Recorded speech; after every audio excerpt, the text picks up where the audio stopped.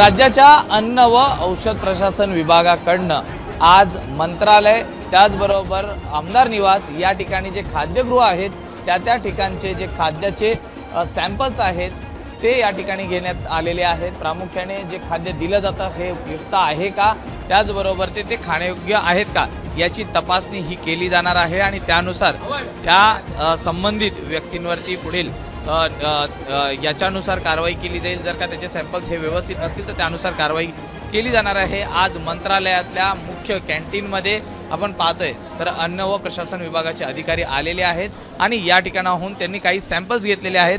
त्यामध्ये प्रामुख्याने जर आपण पाहिलं तर जे तळण्यासाठी वापरलेलं तेल आहे ते घेतलेलं आहे, दूध हे देखील घेतलेलं आहे, चहा पावडर घेतलेली आहेत।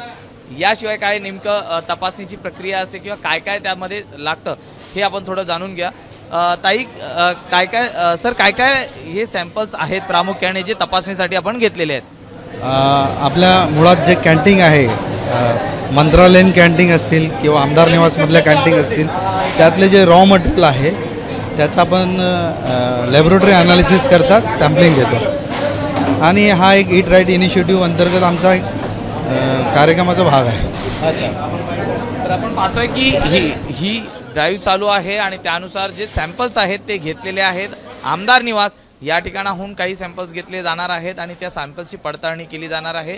त्याचबरोबर राज्यभरात शासकीय ज्या विभाग आहेत त्या ठिकाणी खाद्यपदार्थ दिलं जातं त्या ठिकाणी देखील अशाच प्रकारे ही जी सॅम्पल्स आहेत ते घेतले जातील आणि त्याची पुढे तपासणी होईल। त्यामध्ये काही गैर आढळल्यास त्यावरती पुढील कारवाई ही देखील केली जाईल। मात्र तुर्तास तरी आपण पाहतोय की मंत्रालयाच्या मुख्य कॅन्टीनमध्ये आज अन्न व प्रशासन विभागांकडनं येथील खाद्यपदार्थांसंदर्भात काही सॅम्पल्स घेतलेले आहेत। त्याचा अहवाल हा आल्यानंतरच मंत्रालयातलं कॅन्टीनमधलं जे अन्न आहे ते कशा पद्धतीचं आहे, उत्तम दर्जाचं आहे का याबाबतचं समोर विशेष माहिती समोर येईल।